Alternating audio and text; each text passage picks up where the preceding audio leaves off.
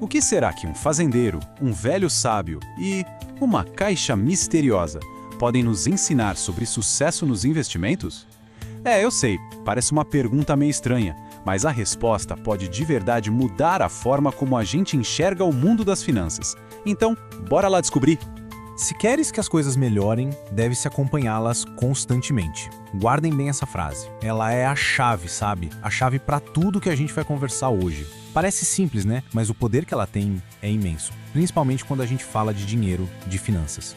Peraí, uma caixa mágica e investimentos? Qual a conexão? Pode não parecer óbvio de primeira, eu sei. Mas a resposta para essa pergunta revela o primeiríssimo segredo da mentalidade de quem investe e prospera. E olha, tudo começa com uma boa história, uma parábola.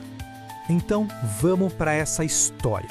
Tudo começa com um fazendeiro completamente frustrado. A fazenda dele estava com um rendimento baixíssimo, sabe? E ele já não sabia mais para onde correr. Em puro desespero, ele foi procurar um sábio, em busca de uma luz, uma solução.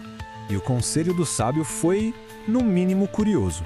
Ele disse para o fazendeiro carregar uma caixa fechada pela fazenda, 3 vezes por dia durante um ano inteiro. A tarefa parecia totalmente inútil, né? Mas aquilo forçou o fazendeiro a uma coisa: observar. E não demorou muito, ele descobriu um funcionário dormindo em serviço, animais sendo mal cuidados, comida sendo jogada fora. Ao caminhar com aquela caixa, ele não só começou a ver os problemas, ele começou a corrigi-los, um por um. Passou um ano, e a fazenda estava outra, totalmente transformada, próspera, eficiente. O fazendeiro, claro, ficou convencido de que a caixa era mágica e pediu para ficar com ela. Foi aí que o sábio simplesmente abriu a caixa. E dentro só tinha um pedacinho de papel com aquela frase lá do começo. A mágica então não estava na caixa, estava na atenção constante que a tal da caixa exigia. E esse é o verdadeiro segredo para cuidar bem das finanças. Ok, trazendo essa história para o nosso mundo. No mundo financeiro, a fazenda de quem investe se divide em 2 grandes campos. E entender a diferença entre eles é, assim, fundamental. Vamos dar uma olhada nesses 2 caminhos, o da renda fixa e o da renda variável. Vamos começar pela renda fixa. Pensa nela como um acordo bem claro, sabe? O dinheiro emprestado e a regra de quanto vai render já é combinada desde o início. É o caminho da previsibilidade. Perfeito para quem tem um perfil mais conservador. Agora, do outro lado da cerca, a gente tem a renda variável. E aqui, o cenário muda completamente. O retorno não é garantido, não tem promessa, o valor do investimento sobe e desce, oscila junto com o mercado. É um terreno com mais risco? Sim, mas também com um potencial de ganho muito maior, o que acaba atraindo quem tem um perfil mais dinâmico. E colocando lado a lado, fica tudo ainda mais claro, né? De um lado, a gente tem menos risco e um retorno previsível. Do outro, mais risco, um retorno que ninguém sabe qual vai ser, mas com um potencial de ganho bem mais alto. A escolha entre um e o outro vai depender muito dos objetivos e, claro, da tolerância ao risco de cada um. Beleza, então vamos mergulhar um pouco mais nesse universo da renda fixa. Essencialmente, quando alguém investe em renda fixa, o que está acontecendo é um empréstimo. É como emprestar dinheiro para uma instituição, que pode ser um banco ou até o próprio governo, e, em troca, receber juros por isso. E quais são as opções mais comuns? Bom, tem a poupança, que todo mundo conhece, tem os títulos públicos, que é literalmente emprestar dinheiro para o governo financiar projetos de infraestrutura, saúde, educação.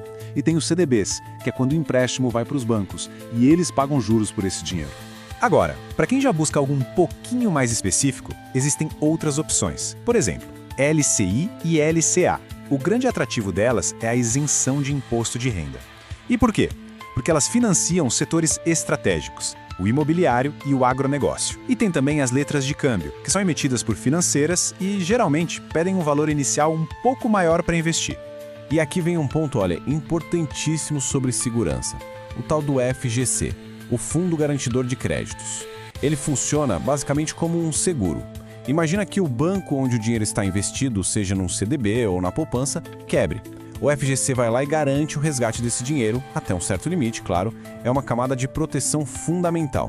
Certo. Agora, vamos pular a cerca e ir para o outro lado da fazenda.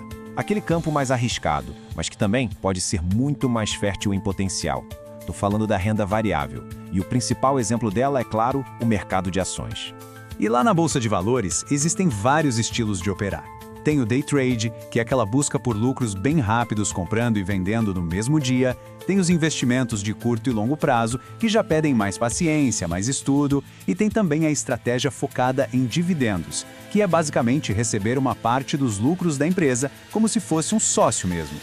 Bom, com tantas opções assim, a pergunta que não quer calar é: existe uma fórmula mágica, um segredo, um caminho que leva direto, sem escalas, para o sucesso na bolsa?